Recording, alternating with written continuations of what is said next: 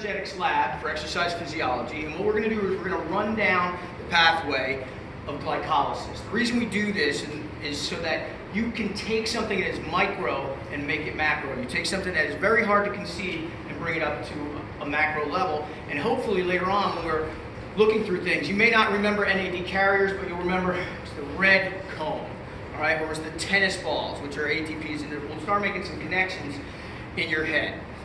A couple of caveats on this. The newer model, this model was designed to have you come up with 36 ATP because that was the old model. New model says it's only about 32, and that's because there's a cost of energy somewhere that they haven't decided where yet, that we lose approximately 4 additional ATP in transport or mechanistically. I don't know where it is, no, I haven't been able to find it, but they now say 2.5 molecules for every NAD carrier and 1.5 for every FAD. We don't make half molecules. There's no such thing. It's an average. It's like, it's an average amount. So that's the way it is. Like when you have, the average family is 2.5 kids, there's not a half a kid walking around, So it's just, that's the understanding. So at the end, what we're going to do is I'm going to collect back 4, and we'll have our 32 to stay consistent with the new model. We just haven't identified where that 4 ATP expenditure is. It's assumed right now that it's in just the transport, the moving across membranes and things like that. Let's start by identifying where we are. We are in, when we start, the cytoplasm of the cell. That is anaerobic. If it occurs in the cytoplasm, like the ATP PCR system that I see so nicely drawn here, it is anaerobic. If we move into the mitochondria, if we cross that membrane, we're now aerobic. Anything that happens on the other side of that membrane, aerobic. Anything that happens here, anaerobic. That's never going to change. Glycolysis is an anaerobic mechanism. You'll hear aerobic glycolysis. You'll hear fast or slow glycolysis is this. From here, starting with a 6-carbon molecule, it'll either be a glucose, if it's circulating glucose, or a glucose 6-phosphate. If we had a glycogen, that's how we get the extra. To here, where it becomes pyruvate. We always take a brief stop at pyruvate, but we don't stay there long. We're either going to have oxygen available because we're pacing properly, or unavailable because we're pacing flat out, and we're going to convert to lactic acid. Okay. Is everybody following me so far? Good. I know I talk fast. Slow me down if you have to. It's mostly because I want to go home. No. All right. So, our first step in this is sort of like an investment scheme. Okay? So the first thing that happens when I come into this process is I stop my glucose and say, hang on, because we're assuming it's free glucose circulating from the blood. I was like, it's going to cost you to get in here. Well, you don't have anything. What the hell? Make me look bad. No. You don't have anything to give yet. So it's like an IOU. That's an IOU in ATP because it costs to get in here. Now obviously that's not the way it works. That's how we're going to keep track. So that's your first step. We come down, and remember, as you travel down the pathway, there's about 10 or 12 conversions. We're not going through them. We're not going from glucose to glucose 6 to fructose 6. We're just going to keep moving along. We take a step down to our next important stage, and we realize that one of the conversions costs us another ATP. So far, this investment scheme is not working out for us because we're down to ATP. But anytime you invest, you're always putting money in. Come down one more time to step 3. This is where things split. Now we go from one 6-carbon molecule to 2 3-carbon molecules. We're no longer glucose. We haven't been glucose since the first conversion, but we still have our substrate. We're still utilizing our substrate. At this point, at this splitting point, remember there's 6 hydrogens attached to this molecule, 6 here. That's what gave us our C6H12O6. We're leaving oxygens out of it because these oxygens, although they are stripped off and form carbon dioxide, are not the most important part of the energy producing mechanisms. The other oxygen is the oxygen you're delivering from hemoglobin. Okay? That's coming down in the electron transport chain. So we each have 6 hydrogen ions. Our goal is to get them into carrier molecules, the NADs or the FADs. The NADs are going to be cashed in for 3 ATP if we can have oxygen available, the FADs for 2. So every time we pass a carrier, and really what would happen is the carrier would come to you, we drop off a hydrogen molecule. All right? Now you too, what you would normally want to do is you'd want to come into the mitochondria. So come down here, let's stop. Right here. Okay. Yeah, you can stay either way. You can stay there. That's okay. We're waiting to see if oxygen is available. If it's not, you're actually going to build up hydrogen ions, and we're going to have to do something with them. That's when, if it is available, you'll be able to enter into the mitochondria. But we have to determine that. So far we've stripped off a couple of hydrogens. We've owed some ATP, and we get down through another conversion process. Go to number 5 and stop there. So what happens here is, again, multiple conversions. We've only got 6 steps here, but remember, there's 10 or 12 conversions going on. Good news is we start earning stuff. At step 5, where conversion goes on, we actually make an ATP. Okay. So, yeah, give me that ATP. That's great, except you owe me an ATP. I owe you. Oh, there it is. Where did this come from? You're cheating. I need one here. Oh, do you have the other? No, there it is. All right. Okay, so now we have how many ATP? 0. Our net is 0, but we recouped our original investment. Okay, that's not a bad thing. So we go down to step 6. Go ahead and make your movement down to 6. And we get 2 more ATP. 1, 2. That is a net. Now, at this last step, what we're going to convert to is our pyruvate. Okay? Always we stop at pyruvate. And because we had 2 molecules going down 2 separate paths, we now have 2 pyruvate. It doesn't stay long. There's a decision-making process. If we assume that we are running an 800-meter distance, 400 to 800 meters, and we're trying to get our best time, the assumption is we are anaerobic. That means we're going to convert to lactate or lactic acid, and pretty much this process stops. This is an anaerobic pace. I'm not going to move into the mitochondria. I'm only going to be able to sustain it 2 or 3 minutes.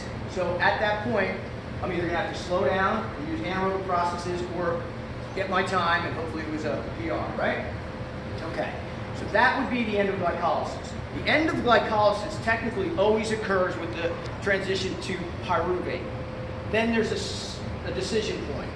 Lactic acid, because it's anaerobic, or let's say the whole time we've been pacing for a 10K. That means our pace is not flat out for anaerobic systems, it's okay for aerobic systems to be functioning as well. These processes are always working together, but we're going to start to lean for a 10K pace more on the aerobic mechanisms. The 2 feeders we have are beta oxidation and glycolysis. Once we make a conversion to acetyl-CoA, the steps are just exactly the same. Difference is a free fatty acid nets you about 8 acetyl-CoA. How many am I going to have when I convert? 2. So I have 8 in 1 free fatty acid. I have 3 free fatty acids for every fat molecule. That means I'm going to have 24. Yep. And 24 is a lot more than 2. So we're going to have all these NAD carriers 12 times instead of just 2 times. Or 24 times instead of just 2 times. 12 times as many NAD carriers. So, good news for us. Take a step into the mitochondria. You guys can actually go and hang out by the bank because oxygen is available, but this originally was where we used to take 2 from you. It's another cost of doing business. We pinned a rose on that one and we said, yes, we lose 2 right here. But that's okay because we're really going to start making our money now. Okay. So, as you come in, the first conversion, you're going to come in alignment, one after the other. Whatever happens to you, happens to you. We're going to take 2 spins around the Krebs cycle. I was thinking like 2 spins around the merry-go-round. So every time you pass a carrier, you're going to drop it off. And really, like I said, what's happening is the carrier's coming and stripping them off. Once you have 2, you can go to the bank, okay? There. And go around my circle. There's our second deposition, third. Now I want you to stop here. This is what we're going to review. In the process, we get another ATP, right? We haven't actually net anything yet, again, because we moved into the Krebs cycle and that cost us something.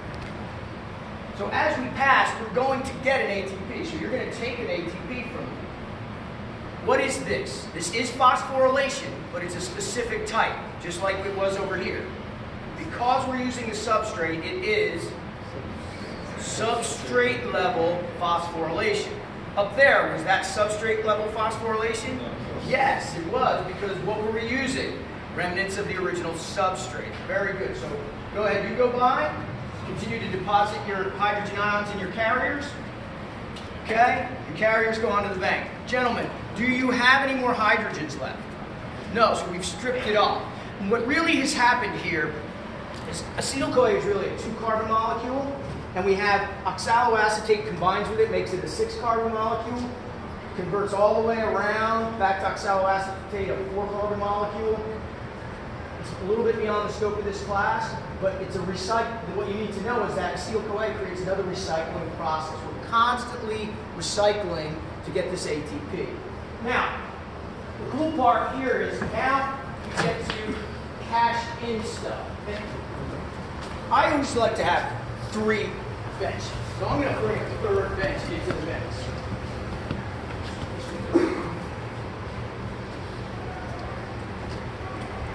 Because there is a chain as we move down from a higher level to a lower level.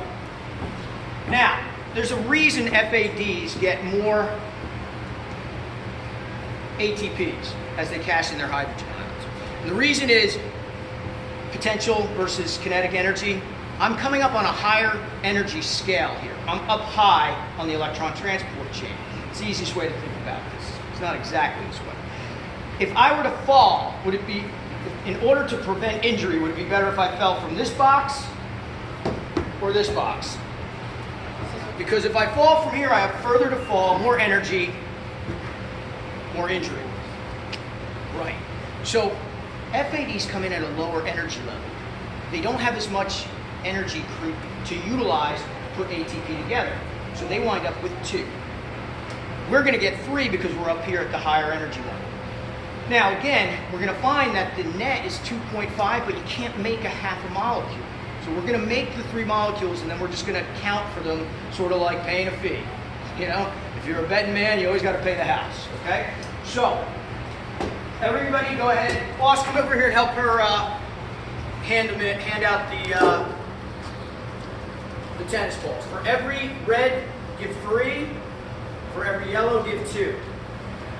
Come on in. Come trade them in. You got to leave your hydrogens. 3. Got to get 3.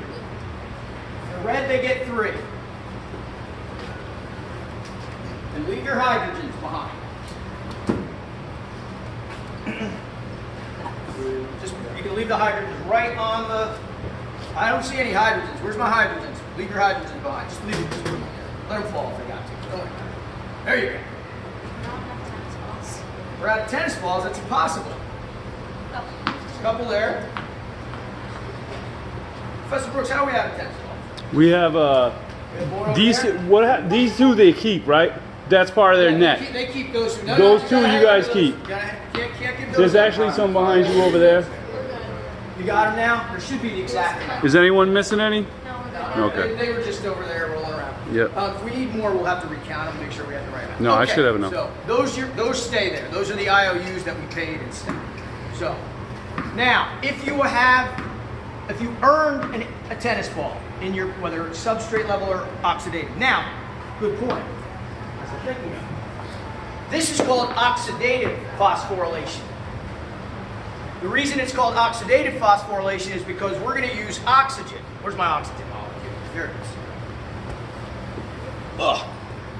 You haven't seen the oxygen been utilized yet. But what have we collected here? 12 what? And more importantly, hydrogen ions, which are highly reactive free radicals.